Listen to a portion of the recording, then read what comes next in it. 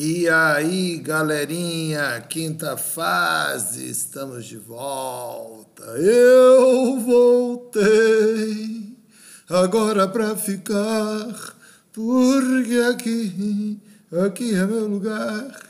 Moçada, lembra alguma coisa do que nós vimos até a aula passada? Hein? Acessaram aí minhas aulas? Então vamos ver mais uma aulinha aqui, dando sequência àquilo que nós estamos vendo.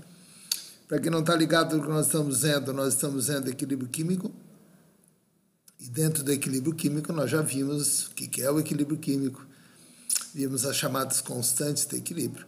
E hoje nós vamos ver o deslocamento do equilíbrio, além do que a relação entre as constantes de equilíbrio que nós vimos até a última aula.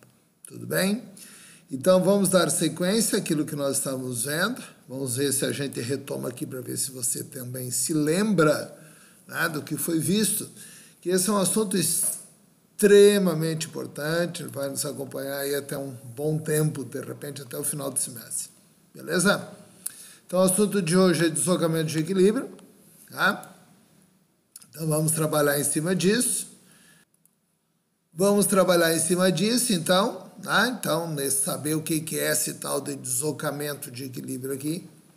Mas, antes disso, vamos lembrar o que é o tal do equilíbrio químico, né? Então, a primeira condição para que você tenha um equilíbrio é que a reação seja uma reação reversível, lembra lá? E reação reversível é aquela reação que acontece nos dois sentidos. Mas, para que o equilíbrio aconteça, as velocidades das reações direta e inversa têm que ser iguais. Então, as velocidades das reações direta e inversa têm que ser iguais. As concentrações são constantes e saber que no equilíbrio a reação não para. Então, lembra que essas são as condições para que você tenha um equilíbrio. Né? Aí vimos como é que se acha as chamadas constantes de equilíbrio. Né? Nós temos aí uma igualdade de duas leis de velocidade, e a V1 é isso, V2, né?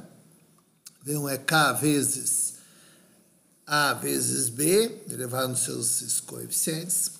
O V2 é o inverso, K vezes C vezes C vezes D, né, elevado aos seus coeficientes. E no equilíbrio essas velocidades são iguais. Ó. Então a gente iguala, e ao igualar as duas velocidades, nós vimos lá, tiramos a chamada constante de equilíbrio, que pode ser uma constante de equilíbrio Kc, constante em termos de concentração, uma constante de equilíbrio Kp, que é constante em termos de pressão parcial, com os detalhes tão pequenos de nós dois. Lembra lá? Na expressão do Kc não entra componente que se encontra no estado sólido, né? E na expressão do Kp só entra componente que está no estado gasoso. Só vale para os gases. Né? Então, você tem essas duas relações aí que nós já tínhamos visto. Agora, ficou faltando, diante disso, pessoal, a relação entre esse Kp e esse Kc, que existe uma relação entre elas, ó, que é dado lá pela chamada equação de Clapeyron. Se você lembra da equação de Clapeyron. Equação de Clapeyron, passar uma vara no rabo do tatu. PV igual a nRT. Estão lembrados disso? Vamos ver se eu consigo escrever aqui, ó. Tá? Lapisinho, ó. PV igual, meu Deus, que horrível escrever assim,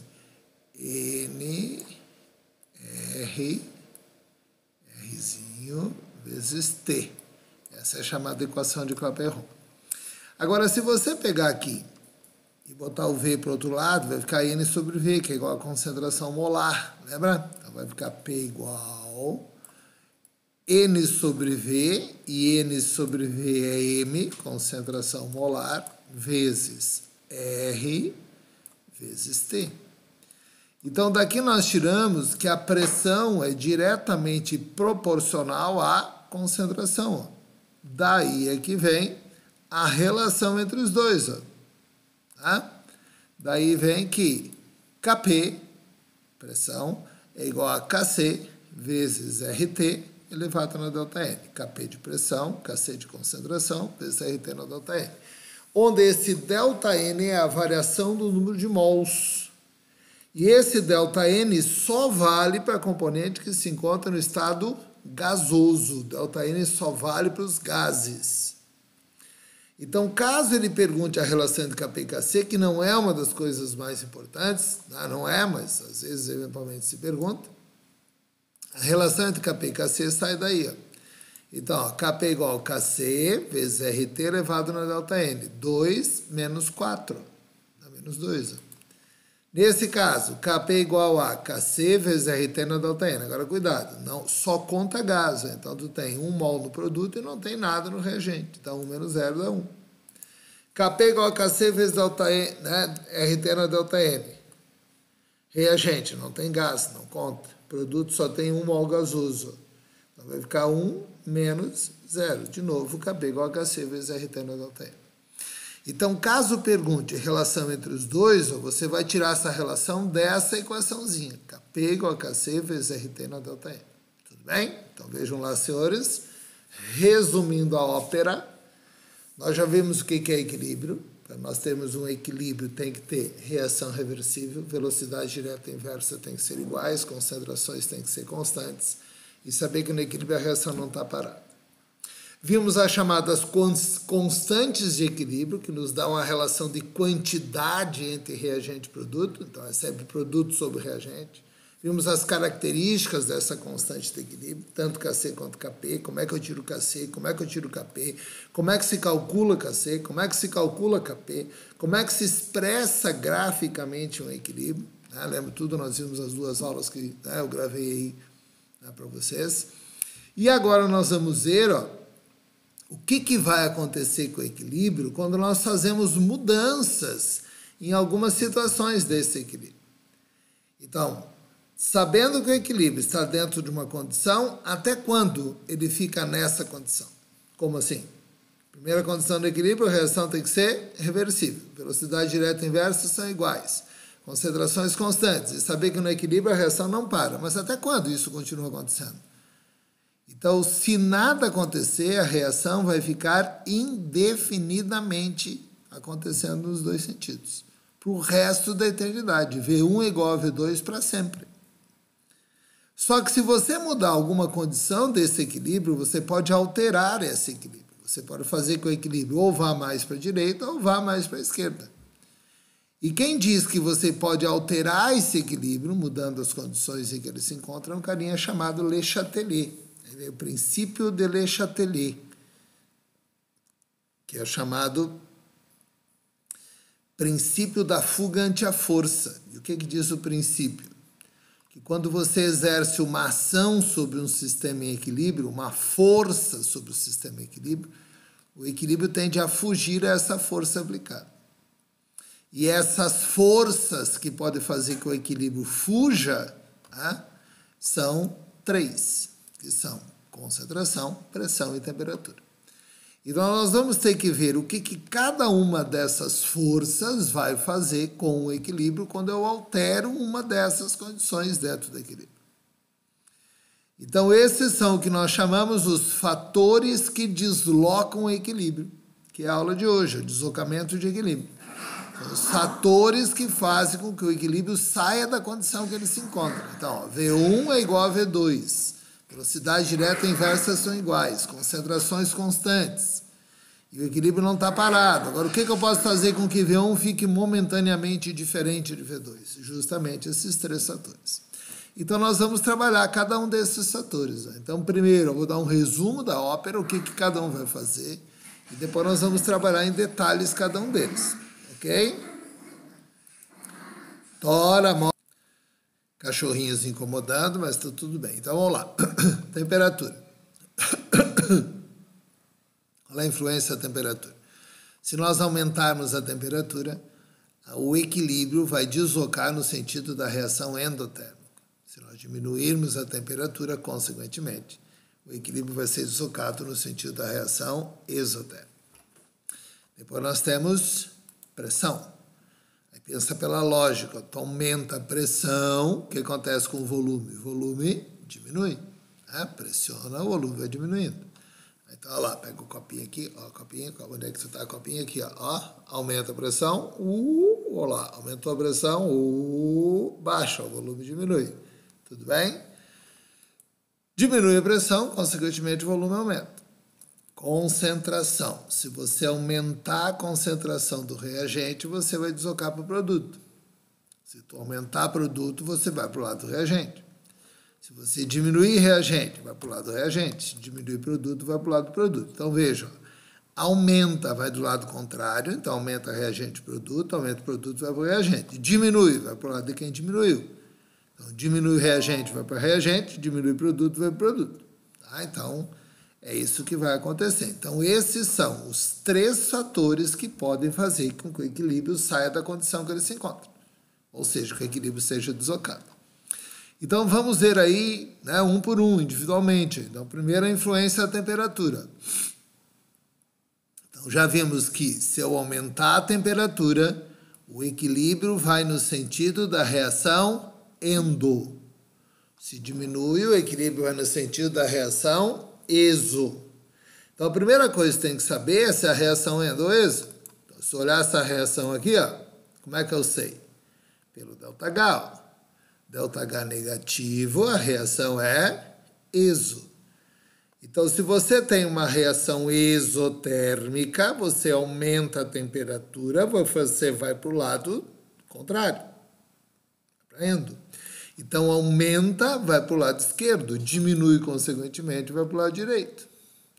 Então, aumenta a temperatura, vai para endo, e ela é endo para a esquerda, porque é exo para a direita, diminui, vai para exo. Beleza? Então, você sabe o que vai acontecer com o equilíbrio quando você muda a temperatura. Agora, a questão é, mudou a temperatura, deslocou, tá, e daí, o que vai acontecer? Então, aí que tem que tomar cuidado. Se você desloca o equilíbrio para a direita, o que vai acontecer com a concentração de quem está à direita? A concentração de quem está à direita vai aumentar. Isso é deslocar equilíbrio. Então, você tinha uma condição de equilíbrio, vamos supor que você estava trabalhando a 10 graus, você tinha um sistema em equilíbrio, velocidades iguais, concentrações constantes. E a reação acontecendo nos 2 sentidos, não estava parado. Aí você foi lá e mudou a temperatura, passou, vamos supor, para 20 graus. O que aconteceu com o equilíbrio? Deslocou para a esquerda, para o lado da endo. Agora, o que é deslocar? É fazer com que V2 fique momentaneamente maior que V1. E se V2 vai ficar maior que V1, velocidade para a esquerda maior que para a direita, o que vai acontecer da concentração de quem está à esquerda comparando ao que eu tinha? Vai ficar maior do que você tinha. Então, se você aumenta a temperatura, o equilíbrio vai para a esquerda, você aumenta a concentração de quem está à esquerda, consequentemente diminui quem está à direita. Então, o aumento da temperatura faz com que aumente o hidrogênio, aumenta o oxigênio, consequentemente diminui a concentração de ar. Se você diminuir a temperatura, o equilíbrio vai para a direita. Então, quando você diminui a temperatura, o hidrogênio diminui, o oxigênio diminui, e a água, consequentemente, aumenta. Só que aí o que vai acontecer? Se você deslocou esse equilíbrio e houve mudança nas concentrações de equilíbrio, você vai mudar a constante de equilíbrio, porque a constante de equilíbrio é produto sobre reagente. E esse lembre-se, lá atrás, nós comentamos sobre isso na aula retrasada, que estava gravada aí. Esse é o único fator que pode mudar a constante de equilíbrio. O único fator que muda a constante de equilíbrio é o fator temperatura. Então, se você tem que constante de equilíbrio é produto sobre reagente, e você aumentando a temperatura, a reação vai para a esquerda. Então, nesse caso, o aumento da temperatura provoca uma diminuição da constante de equilíbrio.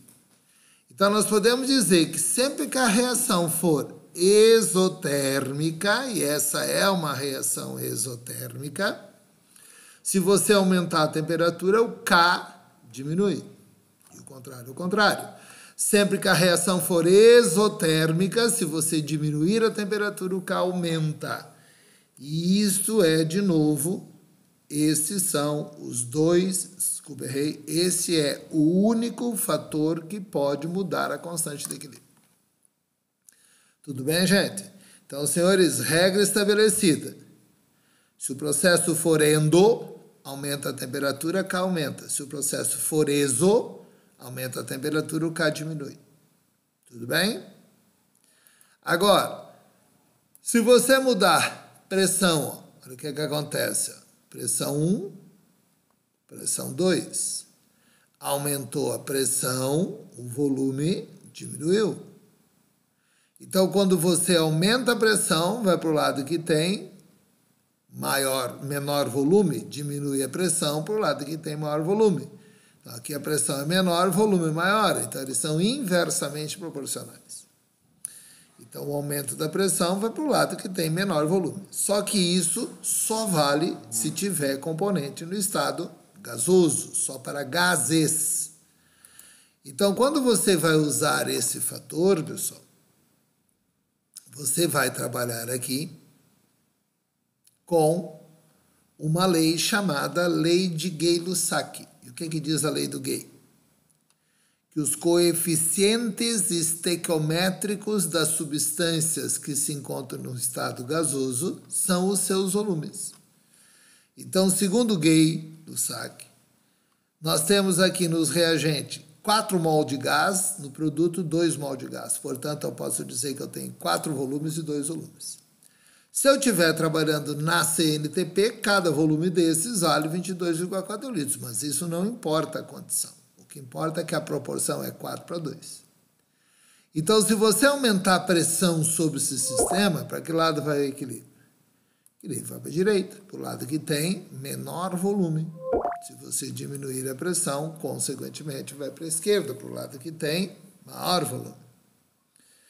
Então, o aumento da pressão diminui o volume, vai para o lado de menor volume, diminuição da pressão para o lado de maior volume. Aí vem as consequências disso, né? As consequências do deslocamento de equilíbrio. Aumentou a pressão, foi para a direita, beleza? E o que vai acontecer? Vai aumentar a concentração de quem vai para a direita. Então, aumenta em NH3, diminui nitrogênio e hidrogênio. E o que aconteceu com a constante de equilíbrio?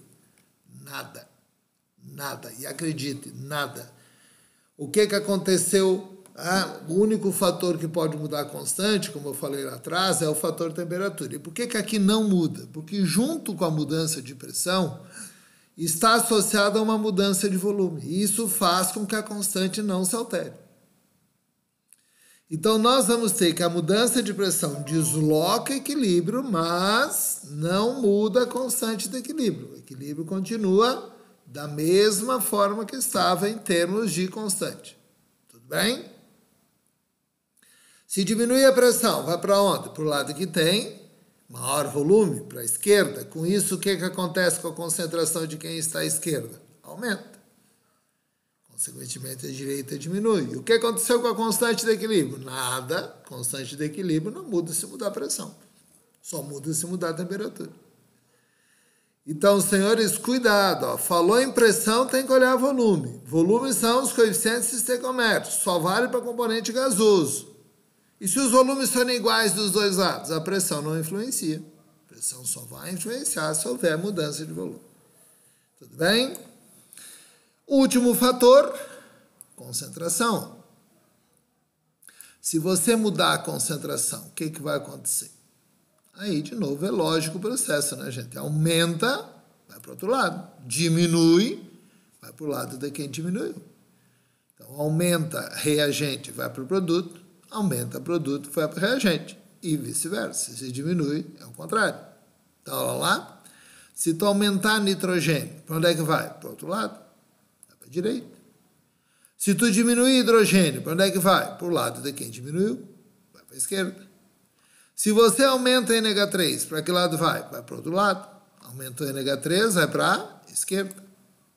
Tudo bem? Agora, o que vai acontecer a partir daí?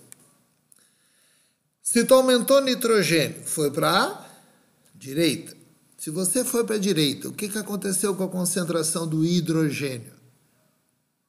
Se você foi para a direita, a concentração do hidrogênio diminuiu, está indo para o outro lado. O que aconteceu com a concentração do NH3? Aumentou, tu está indo para o lado dele. E o que aconteceu com a constante de equilíbrio? Nada.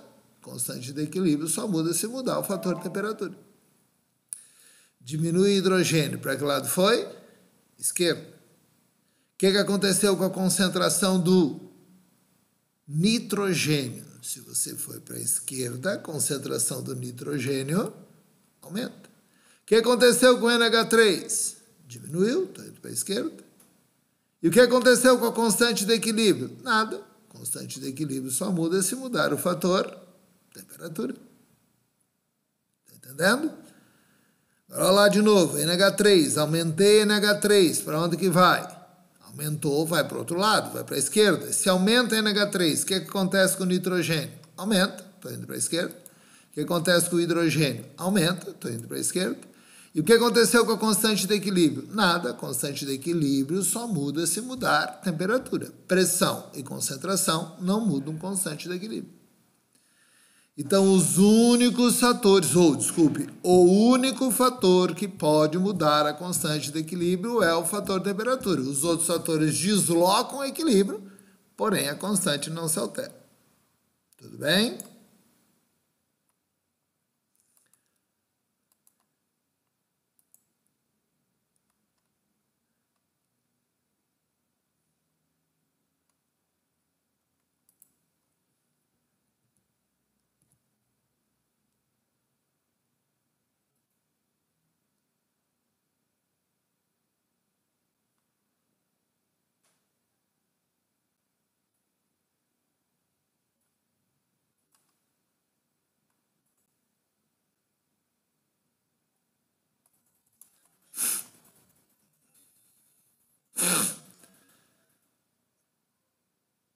Então, nós temos várias aplicações desses deslocamentos de equilíbrio no nosso dia a dia. Né? Esses equilíbrios acontecem em várias situações no nosso dia a dia. E uma questãozinha muito interessante, que tem a ver com isso, é, por exemplo, o que acontece com os atletas, no meu caso, né? Um atleta, o que acontece com um jogador de futebol quando ele vai jogar bola lá em La Paz, na Bolívia. Por que em La Paz, na Bolívia? Sabe? Porque La Paz está a 3.500 metros de altitude. Você aumenta a altitude, o que acontece com a concentração de oxigênio lá em cima? A concentração do oxigênio diminui, tem menos oxigênio, né, disponível. Então, quando um atleta vai jogar num lugar desse, que aliás não deveria jogar num lugar desse, ele vai ter uma disponibilidade de oxigênio menor.